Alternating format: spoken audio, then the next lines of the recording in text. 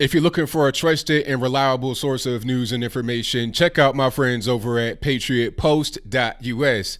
A link for them will be in the description box. So when you head over there and subscribe, tell them that ABL sent you.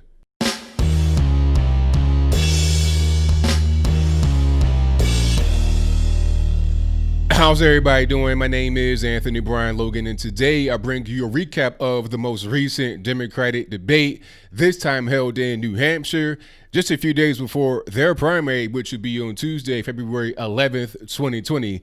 Now, the candidates on stage include Andrew Yang, Bernie Sanders, Pete Buttigieg, whatever you want to call him, Joe Biden, Pocahontas, Tom Steyer, and Amy Klobuchar. Some notable absences here include Tulsi Gabbard, Mike Bloomberg, and Deval Patrick. Now, Tulsi Gabbard has not been in the most recent debates, probably the past at least one, maybe even two debates. She did not do very well during the Iowa caucuses, although that was kind of a dumpster fire in itself, but I digress. She should go ahead and drop out, as should some that were on stage tonight. But let's go ahead and get into the actual debate here. There were some technical problems from the very beginning, some issues with the audio. The microphone wasn't really working. It was kind of reminding me of the Iowa kerfuffle with all their technical problems. Oh, the app doesn't work. We don't know who won. Let's do a recanvass, a recount, but again, I move on. Biden looked very bad here, straight from the beginning. I've been saying that for a long time. He did not look any better. He looked tired. He looked old. He just didn't look good. And, you know, the crazy part is that Bernie Sanders actually looked pretty well here. He looked like Mr. Burns from The Simpsons, but his speech and all that kind of stuff, it was pretty much on point with what he normally says. He did not appear to be in declining health, is what I'm trying to say. He's been looking the same exact way for the past 10 to 15 years, but I'll move on. So technical problems from the beginning. Biden didn't look very well. One thing that Bernie did here was solidify himself as a communist. I think we all know that he's a communist. We've seen undercover videos of his operatives, staffers, whatever you want to call them, that are stone cold, stomped down communists. We know he's a commie. He's talking about things like funding the election with public money, meaning the government will pay for the election. How does that make any sense? So we, the people, are supposed to trust the government to run an election with their, like, it doesn't make any sense. I'm trying to vote for the government. So why would I want the government to run the election to vote for them? That's called communism. That's what they do in China, where the government pay for their whole election. Everything is fine. But the only issue is that there is no election. You're going to get whoever they pick. It'll be the same thing with government running the elections from a financial point of view. It should be based upon private money. You know, if you're going to get quote unquote money out of politics, having the government pay for, like having me pay for it by force, does not make any sense. But also here, I think that Andrew Yang revealed himself as a communist 1000%, because he's talking about things like UBI. That's his main kind of focal point. UBI will fix everything. UBI this, UBI that. But he's talking about, oh, well, the old paradigm of socialism and capitalism is outdated. Outdated? How was it outdated when we have had so much success in the world because of capitalism? Socialism always fails. You know, he's talking about, oh, well, you know, the principles upon capitalism and whatnot were founded back when you didn't have automation. And it's like, wait a minute, sir. There's always been automation, okay? There's been the car engine got invented, then the refrigerator got invented, then the cell phone got invented. These things are all forms of automation, but they have created new jobs. His whole thing is fear-mongering about automation. So I'm not a big fan of his. Tom Steyer, I don't really know why he's still in the race. Only thing he's been able to do is have these phony movie moments.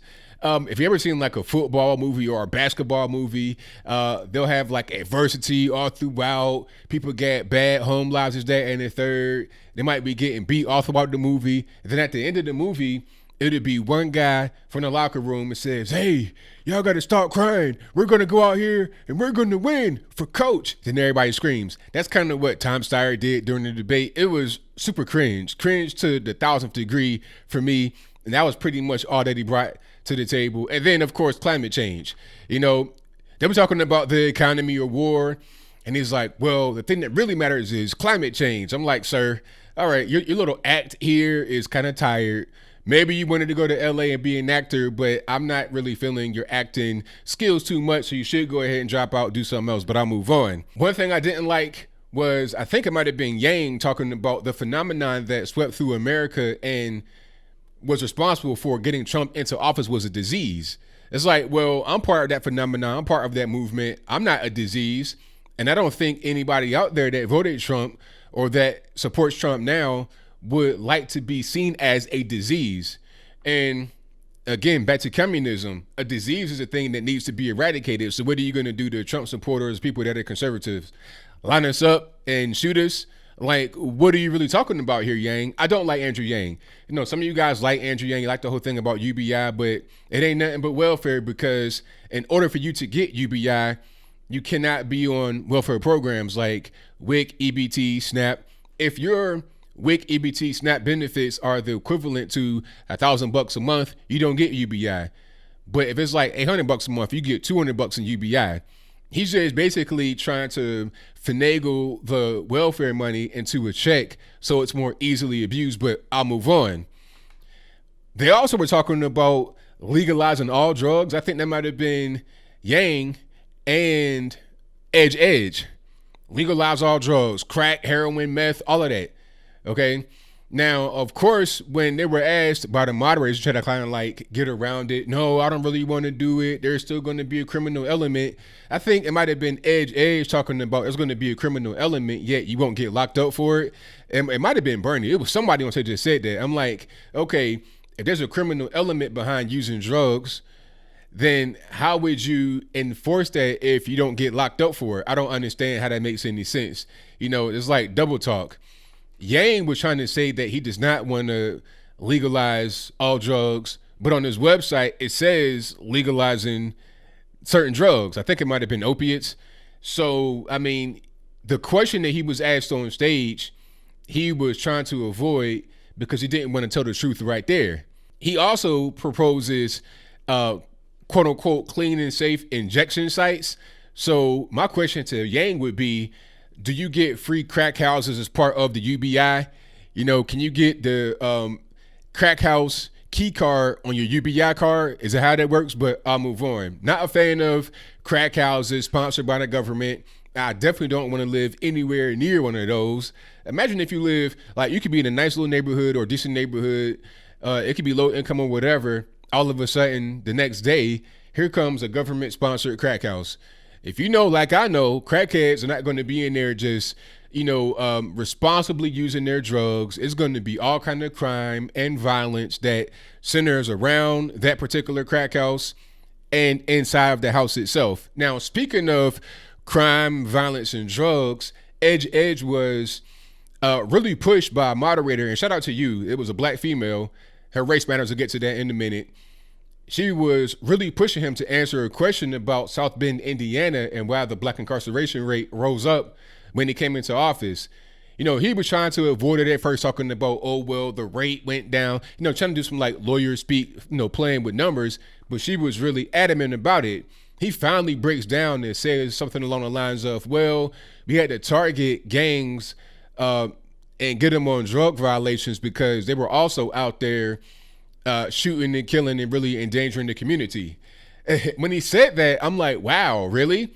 You just gave the exact reason for the 94 crime bill. I mean, the exact thing. Like the line of thought back then was, we have so much violence in the black community specifically that we need to have harsher penalties on the drugs to be able to get the gangbangers so they're able to stop shooting each other and innocent people over the drugs. That was the rationale behind the 94 crime bill. It took Barack Obama to try and fix it, and then Trump to double down on fixing what was done through the 94 crime bill. Some say legalize all drugs. I'm not for that at all. That's going to be a problem. At the same time, you shouldn't be in jail for 50 years for selling crack.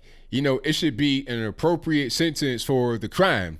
Okay, but Edge gave the exact reason for the 94 crime bill. He's polling already at 0% in the black community in South Carolina after he said something like that on stage.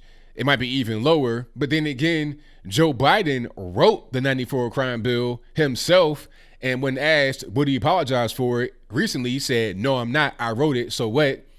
He's polling at 40% in South Carolina. But I'll move on. The whole point is that he pretty much echoed the 94 crime bill's rationale. Joe Biden did something pretty rude here. He disrespected Rush Limbaugh, talking about, oh, Rush Limbaugh shouldn't have gotten the Presidential Medal of Freedom. Stand up and clap for Vindman. Vindman is a guy that got fired recently, him and his brother, and they were involved with the Ukraine kerfuffle. They testified, or at least the one brother testified against Trump, and people stood up and clapped for Vindman after he just dissed Rush Limbaugh, a man, by the way, who had stage 4 lung cancer. Really classless and tasteless move from a guy like Joe. Of course, they're all for killing babies. They're fighting vehemently to kill babies. Roe v. Wade, all this, that, and the third. You know, that's their main thing. I have to say one thing here. I did not like how they were talking about black folks in this debate. I did not like it at all. They portrayed us as helpless victims. They can't do anything for ourselves without the help of the government. We can't get ID to go vote. We can't make a way for ourselves. No personal responsibility, no nothing. All the solutions for black problems were just money, money, money, showering money, promises of money that probably won't come anyway, more welfare, things that don't work. The welfare state has really damaged us. We were better off before the welfare state. So their solutions didn't make any sense. I did not really hear much here about jobs.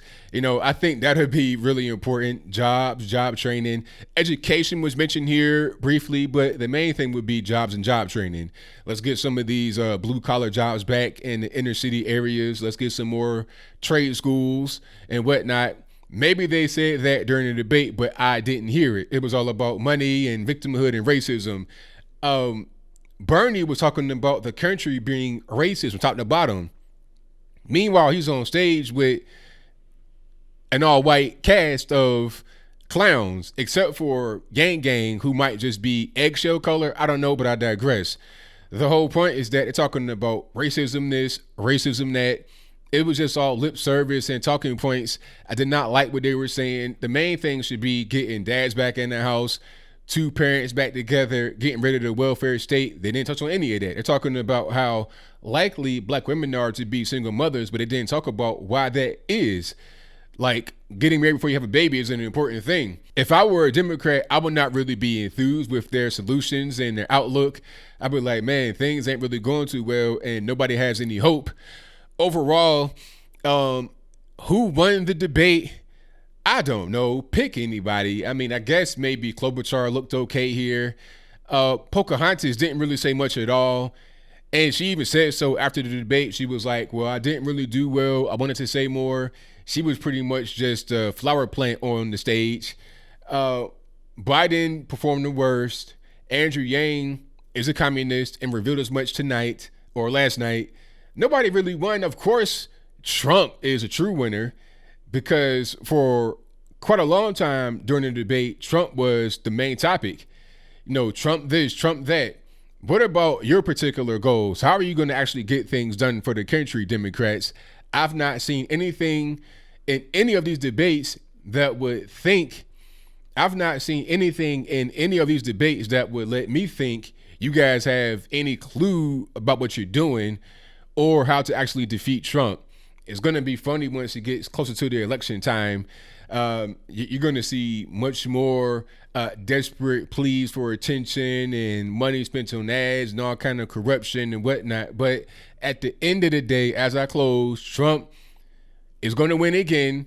So what happens here does not really matter for this election. What it does matter for is the future of the Democratic Party. And they got to pick, are they going to go full commie or go back to some sanity? But I think I'll leave that right there for now. And what say you? Who do you think won the debate? Was there a winner? How do you feel about the things that they said on stage? How do you feel about their commentary on the black community and what can be done to help? How do you feel about the Democratic Party in general? Where are they going? Do they have a positive direction they're headed in? Or is it not positive? Whatever your comments are, please let me know in the comments below. And that's all I got to say for this video. If you like what you heard, please comment, rate, share. and subscribe. Peace.